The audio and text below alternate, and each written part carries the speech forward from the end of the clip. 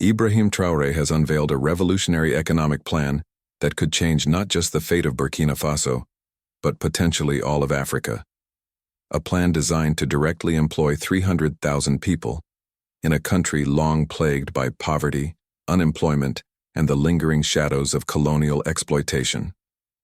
This bold move is being hailed as the most ambitious development project in recent African history, and it's sending shockwaves through Western capitals. While Western economists have rushed to call it unrealistic, the results are already starting to show. Traore's plan is not just talk, it's action. It's a complete break from the status quo, one that challenges the economic systems built by colonial powers and inherited by global financial institutions. For over a century, Africa has been carved up, drained, and dominated economically. But now the leader of Burkina Faso is presenting a model rooted in African resources, African labor, and African sovereignty. What makes this plan truly groundbreaking is that it goes far beyond job creation. It includes everything needed to make Burkina Faso economically independent: infrastructure, industrialization, agricultural modernization, and resource control. It reimagines how raw materials are traded, how land is cultivated, and how value is created and kept within the continent, not exported to enrich foreign markets. Prepared in secrecy by Traore's closest advisors for over 2 years, the plan is now public for the first time. It's a direct response to decades of exploitation, and it positions Burkina Faso as a potential model for other African nations seeking to break free from foreign control. At the center of this vision is one powerful idea: Africa's natural wealth must serve its own people. Traore is taking bold, even radical steps to turn that vision into reality. He has demanded the renegotiation of contracts with foreign corporations, especially those involved in mining, agriculture, and forestry. He's called for a fair and equitable sharing of profits, not crumbs thrown to the government while foreign shareholders walk away with billions. These demands have stunned Western companies and governments. France in particular has ramped up diplomatic pressure, worried about losing its grip on a former colony that has long been a cornerstone of its economic influence in West Africa. But Traore hasn't backed down. Just last month, during his speech at the African Economic Summit in Ouagadougou, he declared firmly, "Africa's wealth must remain in Africa." His words echoed through the conference hall where Western diplomats and investors sat stiff and silent, their discomfort visible. For decades, they had grown used to an Africa that didn't talk back. That era is ending. Traore's challenge to the global financial order doesn't stop with words. He's also refusing loans from Western institutions like the IMF and the World Bank, turning instead to Burkina Faso's own resources to fund this massive project. Gold, long a symbol of Burkina Faso's stolen wealth, is now being redirected from London trading floors to national development funds. Traore's economic advisor, Dr. Amadou Diop, put it plainly, "For years we were forced to sell our gold on Western exchanges, only to take out loans for far less than the value of that same gold. We are breaking that cycle." Agriculture is another core pillar of this plan. Burkina Faso, a country often struck by drought, is launching wide-scale irrigation projects aimed at transforming arid land into fertile farms. Already, 1,000 tractors and thousands of pieces of modern farming equipment have been delivered. This effort alone is expected to provide direct employment to around 100,000 people. Fatima Ouedraogo, a senior official in the Ministry of Agriculture, explained that with this equipment, Burkina Faso will be able to modernize over 150,000 hectares of farmland. This isn't just about feeding the population, it's about building food sovereignty and protecting the nation from global market shocks.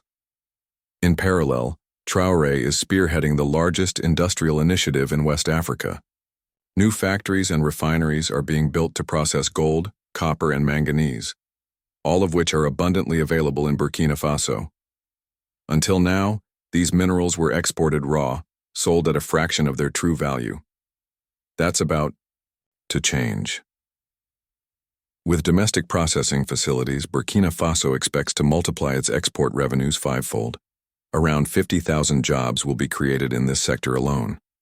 But more importantly, The value of these resources will stay in-country instead of being siphoned off by foreign-owned corporations. Unsurprisingly, this has rattled Western mining companies and the global metals industry. Many Western analysts have dismissed Traore's plan as overly ambitious, a dream that can't be sustained. But they are ignoring the numbers. Burkina Faso has increased gold production by 40% in just 3 years. The direct transfer of mining revenues to the national treasury has already started, creating a reliable source of funding for the project. At the same time, Traore is building alternative alliances. Strategic agreements with countries like Russia and China are providing technical support, infrastructure development, and political backing. These partnerships are designed to shield Burkina Faso from the economic backlash of Western powers. This shift away from dependency and toward cooperation based on mutual benefit marks the beginning of a new chapter for Africa. It's a break from the colonial playbook, a rejection of debt traps and economic blackmail. What Ibrahim Traore is doing in Burkina Faso is more than economic reform. It's a rebellion, a peaceful revolution, a declaration that Africa will no longer be an extraction zone for other nations, that its people are no longer disposable labor or passive spectators in their own destiny. If successful, this plan could inspire a wave of transformation across the continent. It could spell the end of centuries of economic domination, and it could finally answer the question that so many Africans have asked for so long. What if we built a future for ourselves, with our own hands, using our own wealth? The world is watching, some with hope, some with fear. But whether they like it or not, a new Africa is rising, and its heart beats in Burkina Faso. One of the most transformative aspects of Traore's economic vision lies in the overhaul of the education system.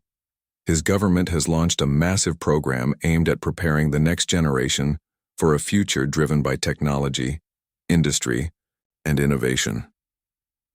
At the heart of this effort is a commitment to provide free vocational training to 50,000 young people, equipping them with skills in engineering, manufacturing, and digital technologies. In the capital, a state-of-the-art technology and innovation center has been established at the University of Ouagadougou, now considered the most advanced educational complex in all of Africa. Professor Joseph Aatara, the center's director, believes this could mark a turning point.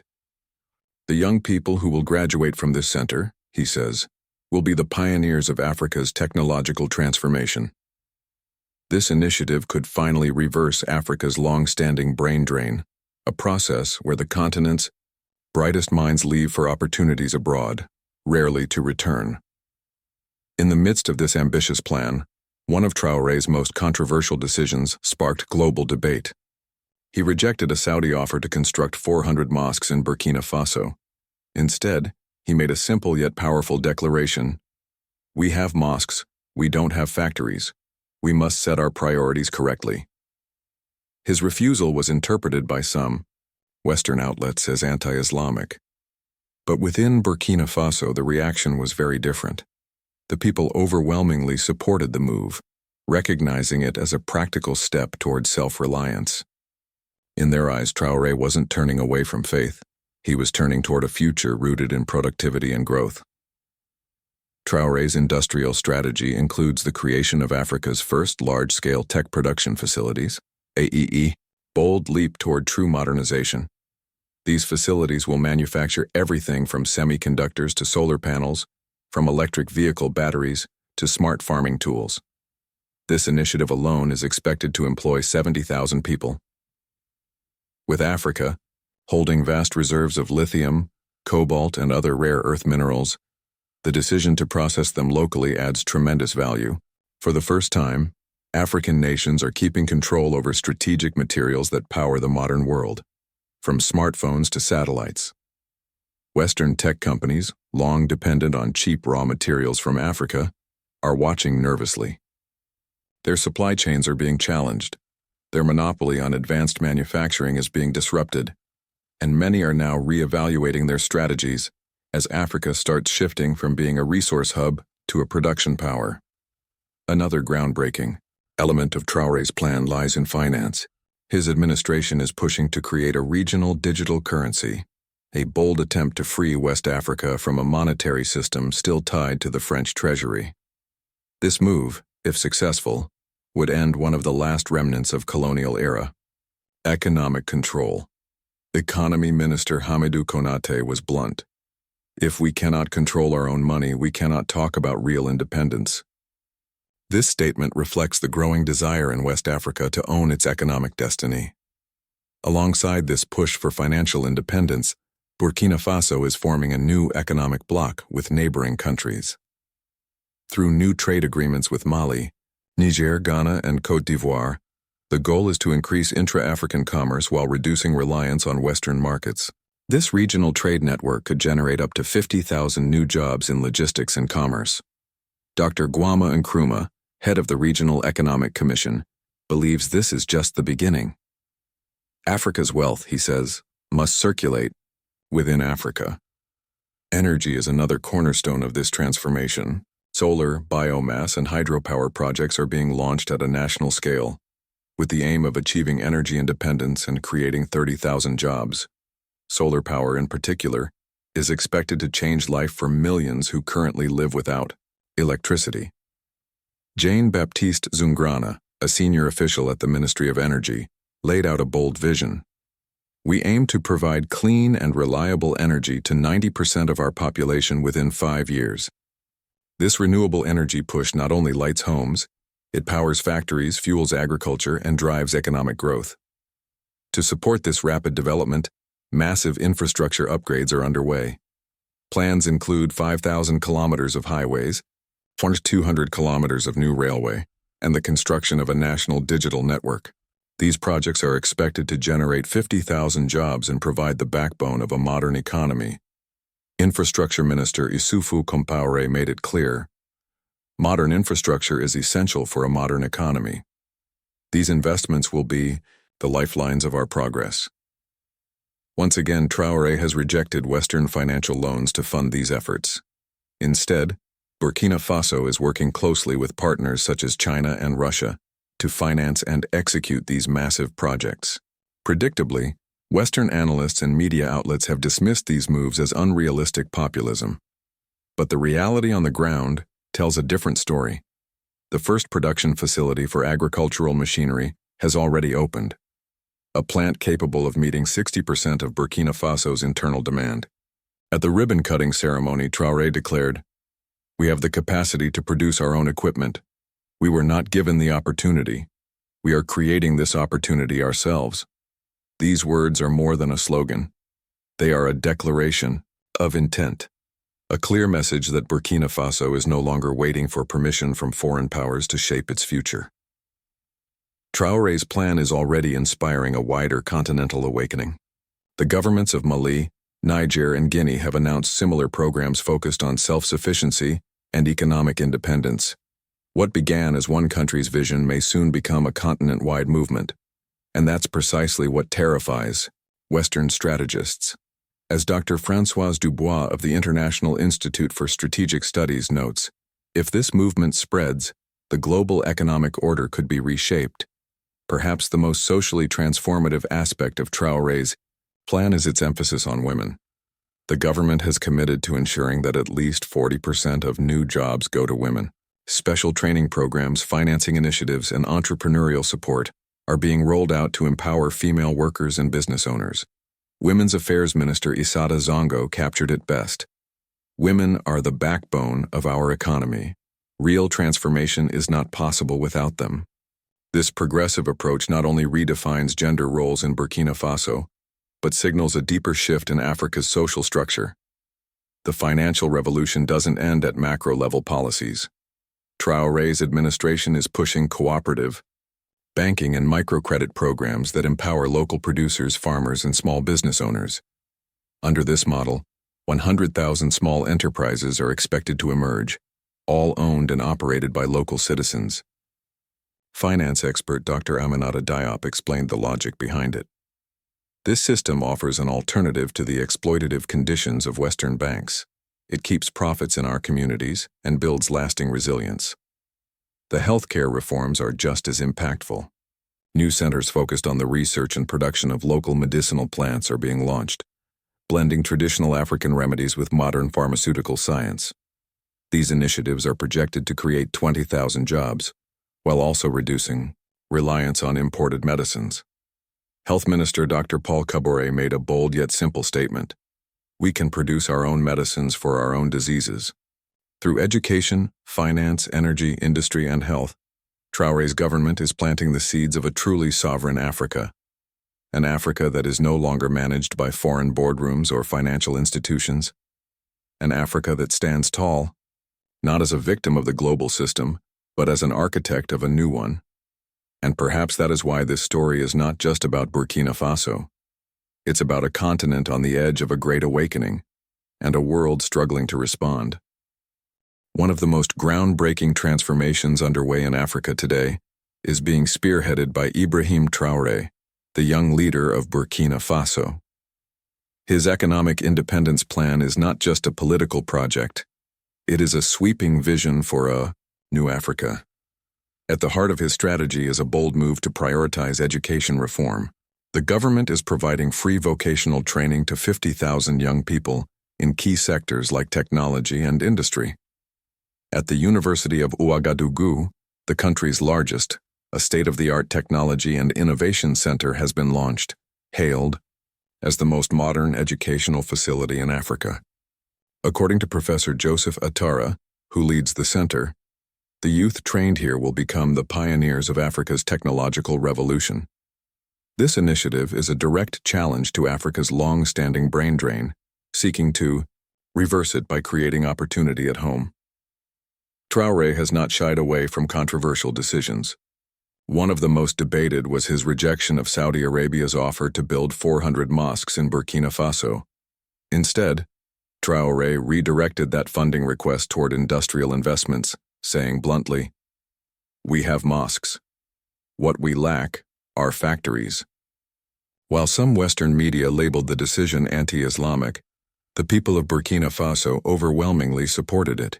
His clear prioritization of economic growth over symbolism resonated deeply with a population eager for change. Central to Traore's employment strategy is the creation of Africa's first large-scale technology manufacturing facilities. These plants will produce everything from semiconductors to solar panels, electric vehicle batteries to smart agricultural tools. The potential impact is immense, providing 70,000 jobs and giving Burkina Faso a key role in global supply chains, especially for critical raw materials like lithium, cobalt, and rare earth elements. This move has rattled Western tech companies, many of which now fear the erosion of their grip on Africa's resources. Financially, Traore is taking radical steps to end colonial-era dependencies. The government has initiated efforts to create a regional digital currency, aiming to free West Africa's central bank from its historic ties to the French treasury. If we can't control our money, we can't claim real independence, says Economy Minister Hamidou Konaté. This initiative could break France's long-standing financial influence over the region and inspire a continent-wide movement. Regionally, Burkina Faso is building a powerful new network of cooperation. Through trade agreements with Mali, Niger, Ghana, and Côte d'Ivoire, Traore is working to boost intra-African trade and reduce dependence on Western economies. This regional economic bloc, supported by investments in logistics and transportation, is projected to create 50,000 jobs. Dr. Gwama Nkrumah, a prominent economist, declared, "Africa's wealth must circulate within Africa." Traore's energy projects are equally ambitious. Investments in solar, biomass, and hydroelectric energy aim to ensure national energy independence and provide power to rural communities. With 30,000 new jobs tied to these efforts, the goal is to bring clean, reliable electricity to 90% of the population within 5 years. Jean-Baptiste Zungrana of the Ministry of Energy emphasized, "Our energy transformation is the foundation of our economic future." Infrastructure, too, is being transformed. With 5,000 kilometers of highways, 200 kilometers of railways, and a national digital communication network under construction, 50,000 jobs are being created. Rather than turning to Western banks, Traore is financing these projects through partnerships with China and Russia. Despite criticism from Western outlets calling the plan populist, the first milestones have already been achieved. A new agricultural machinery factory, for instance, is expected to cut imports by 60%. As Traore said at the facility's opening, "We have the capacity to build our own tools. We were just never given the chance. Now we are creating it ourselves." The ripple effect of Traore's actions is spreading. Mali, Niger, and Guinea have all announced similar economic independence plans. According to Dr. Françoise Dubois of the International Institute for Strategic Studies, if this movement spreads, the global economic order may have to be rewritten. A major focus of Traore's plan is empowering women. At least 40% of the jobs created will be reserved for women, supported by dedicated financing and training programs. Women are the backbone of our economy, says Women's Affairs Minister Issata Zongo. This gender-inclusive approach is changing long-standing social structures. Financial systems are also being reinvented through microcredit and cooperative banking. This new model is designed to help small producers and entrepreneurs bypass Western banking restrictions. It supports the creation of 100,000 small businesses, keeping profits within local communities. "We are building an alternative financial model," says finance expert Dr. Aminata Dio. The healthcare system is also undergoing reform. By investing in local medicinal plant research and pharmaceutical manufacturing, Burkina Faso is reducing its dependency on imported drugs while creating 20,000 jobs. "We can treat our diseases with our own knowledge," said Health Minister Dr. Paul Kabori. Even education is being rewritten with an African-centered curriculum taught in local languages. This overhaul provides employment for 30,000 educators and aims to instill a strong cultural identity in the next generation. "We are teaching our children to believe in themselves," said Education Minister Stanislas Huaro. Traore is also building a media and cultural ecosystem that reflects African perspectives.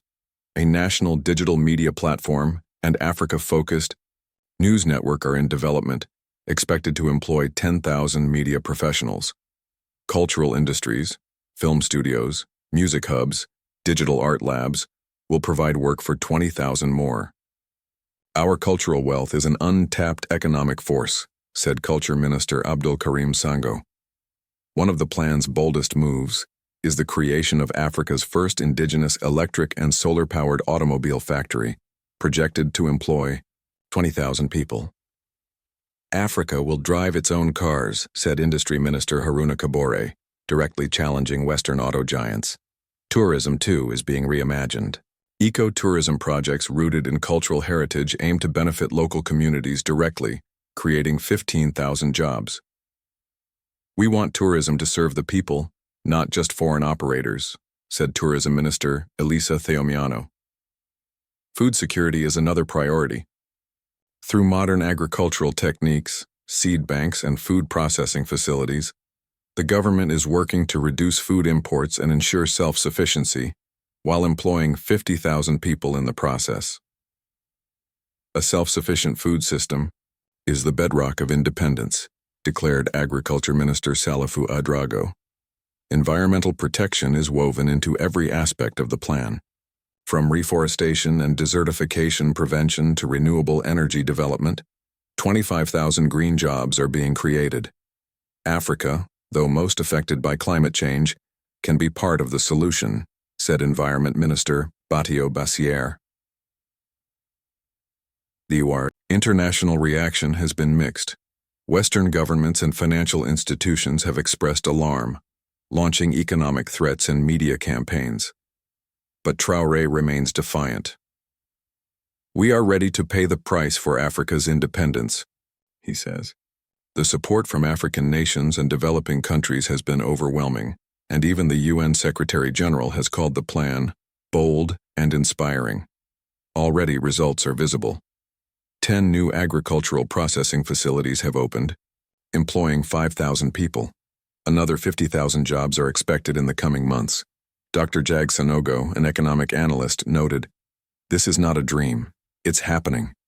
Beyond economics, the greatest impact may be psychological. Traore's message, that Africans can stand on their own, has reignited hope across the continent. This is not just economic, says sociologist Dr. Marek Konate. It's a psychological revolution, rebuilding African confidence. The biggest threat now comes from the economic retaliation of former colonial powers, especially France. But Traore's determination has galvanized a continent. The African diaspora is returning in waves, scientists, engineers, and entrepreneurs coming home to help build this new future. Diaspora Affairs Minister Maxime Koné said it best: Africa's children are coming back, not to flee, but to build. If Traore's vision continues to unfold, it won't just reshape Burkina Faso. It may change Africa's destiny. The plan is bold, risky, and still in its early stages. But the momentum is real. As Traore himself said, true independence only comes with economic independence, and we are ready to pay the price.